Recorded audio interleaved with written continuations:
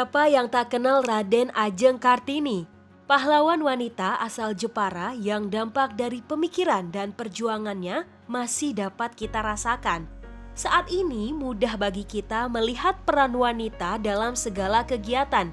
Derajat wanita dan pria semakin setara dalam pemenuhan hak sebagai warga negara. Hal inilah yang sering kita sebut dengan emansipasi wanita. Tapi tahukah kamu? Wanita pada zaman dahulu tidak memiliki kesetaraan seperti saat ini. Tugas para wanita hanyalah mengurus rumah dan membesarkan anak-anaknya. Para wanita tidak memiliki hak yang sama seperti para pria.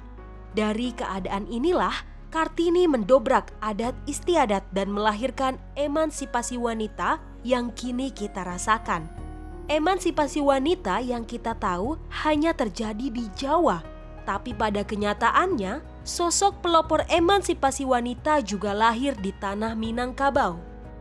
Jika Jawa memiliki Kartini sebagai pelopor emansipasi wanita, Minangkabau memiliki Rohana Kudus yang memiliki nama asli Siti Rohana.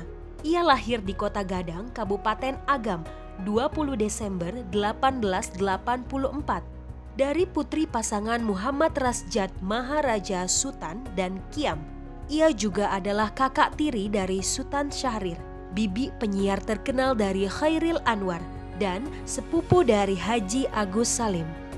Rohana tumbuh besar di lingkungan yang religius. Ia juga menempuh pendidikan informal lewat homeschooling. Kemampuan membaca dan menulisnya didapat melalui ayahnya yang bekerja sebagai pegawai pemerintahan Belanda. Karenanya, Rohana muda sering dibawakan majalah-majalah Belanda oleh ayahnya. Pekerjaan ayahnya di pemerintahan Belanda membuatnya berteman baik dengan istri pejabat yang menjadi atasan ayahnya.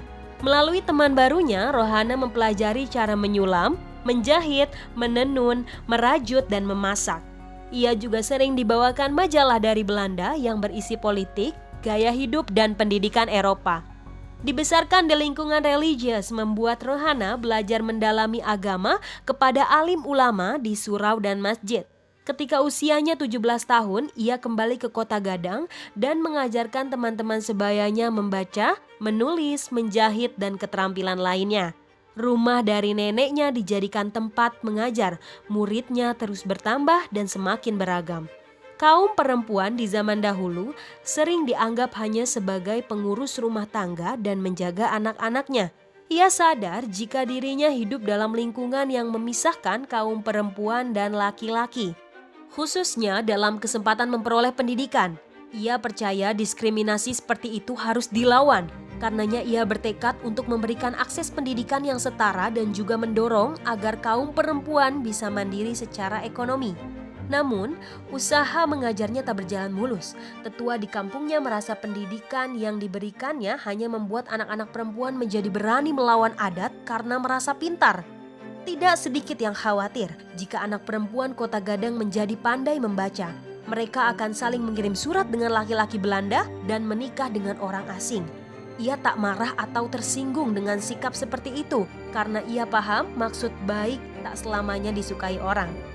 Saya sama sekali tidak berniat buruk, apalagi sampai merusak budi pekerti anak gadis di Kota Gadang. Semua yang saya lakukan ini semata-mata demi kemajuan kaum perempuan agar mendapat pendidikan yang layak. Sayangnya, lambat laun penolakan semakin kencang. Terlebih setelah tahun 1908, ia menikah dengan Abdul Kudus yang mana beliau adalah seorang aktivis pergerakan.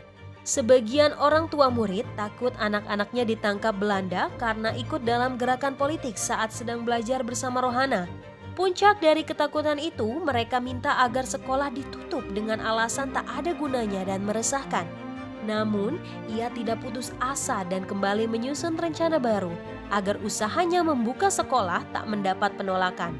Dengan meminta bantuan dari Ratna Putih, istri jaksa yang posisinya cukup dihormati, akhirnya ia berhasil mengumpulkan kurang lebih 60 wanita yang terdiri dari istri pemuka adat, agama, dan pejabat daerah atau Bundokan Duang.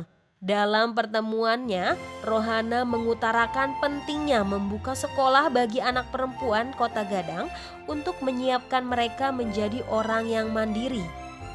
Mari bersama-sama kita mengatasi masalah pendidikan untuk kaum perempuan Kota Gadang.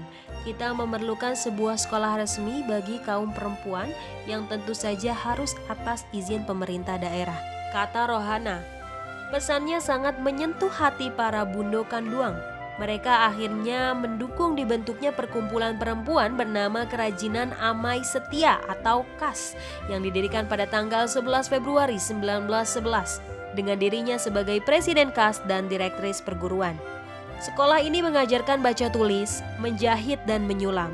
Selain dalam bidang ekonomi, ia juga dikenal sebagai tokoh pelopor dalam bidang pers nasional di Sumatera Barat. Rohana dikenal sebagai wartawati pertama di Indonesia yang berjuang melawan penjajah melalui bidang jurnalistik. Pada tanggal 10 Juli 1912, ia mendirikan surat kabar perempuan pertama di Indonesia, Sunting Malajo, di mana seluruh posisinya diduduki perempuan dari pemimpin redaksi, redaktur, hingga para penulis. Sebagai perempuan, ia mengemas perjuangan melawan diskriminasi lewat tulisan yang sangat tajam, cerdas dan mematahkan stigma bahwa perempuan hanya diperbolehkan bekerja dalam sektor domestik, sumur, kasur, dan dapur. Tulisannya tidak hanya diterbitkan di media lokal saja, melainkan sampai diterbitkan ke Pulau Jawa, Sumatera, dan Malaka. Namun kisah suksesnya bukan tanpa hambatan. Pada tanggal 22 Oktober 1916, salah satu muridnya justru menjatuhkannya dari jabatan direktris dan penningmeister dengan tuduhan penyelewengan keuangan. Hal ini diperparah dengan mengaitkan suaminya yang dianggap tak berpenghasilan. Hal tersebut membuatnya menangis. Ia pun harus mengalami beberapa persidangan dibantu suaminya, yang sebenarnya adalah seorang notaris. Setelah hasil persidangan tidak terbukti, jabatan di KAS kembali diserahkan, tetapi Rohana menolak. Selain itu, ia juga difitnah berselingkuh dengan pria Belanda yang membuatnya pindah ke Bukit Tinggi lantaran kondisi di Kota Gadang sudah tidak nyaman. Di sanalah anak pertama mereka, Jasma Juni, lahir pada 1917. Pada tahun yang sama, ia membangun sekolah baru di Bukit Tinggi, yaitu Rohana School. Sekolah ini menjadi bentuk perlawanan kepada pihak-pihak yang menolak KAS berkembang. Jumlah muridnya sangatlah banyak karena nama besar Rohana di lingkungan pers Indonesia. Rohana terkenal atas perannya mengusir penjajah dengan mendirikan dapur umum dan bansos bagi gerilyawan. Ia bahkan mengajari penyelundupan senjata dari Kota Gadang ke Bukit Tinggi lewat Ngarai Sianok dengan menyembunyikan dalam sayuran dan buah-buahan yang dibawa ke Pakayumbu melalui kereta. Setelah perjuangannya yang keras semasa hidupnya, ia menghembuskan nafas terakhirnya di tanggal 17 Agustus 1972 saat usianya 88 tahun. Perjuangannya berhasil membawa kemajuan pendidikan bagi perempuan Indonesia, khususnya di Minangkabau. Selain itu, ia juga berhasil menggerakkan roda perekonomian perempuan dengan menjual hasil kerajinan tangan ke pemerintah Belanda. Atas semua jasanya yang begitu besar, Rohana diberi sejumlah penghargaan seperti Wartawati Pertama Indonesia yang diberikan pemerintah Sumatera Barat tanggal 17 Agustus 1974. Julukan Perintis Pers Indonesia diberikan Menteri Penerangan Harmoko dalam rangka memperingati Hari Pers Nasional 9 Februari 1987. Maupun yang baru-baru ini adalah Bintang Jasa Utama yang diberikan pemerintah Republik Indonesia pada tahun 2008. Tulisan-tulisannya kebanyakan berisi ajakan bagi kaum perempuan agar mau lebih maju lagi. Atas jasa-jasanya dalam dunia pers dan jurnalistik, Rohana dinobatkan sebagai jurnalis perempuan pertama di Indonesia. Hai Inspektor, konten ini merupakan bagian dari serial Berpikir Kritis yang didukung oleh Indika Foundation dan Toleransi ID. Jangan lupa untuk berikan pendapatmu mengenai tema kali ini, dan buktikan bahwa masih banyak anak muda yang memiliki pikiran yang kritis dalam membahas sejarah. Terima kasih sudah menonton, dan tunggu konten kolaborasi Inspek History lainnya.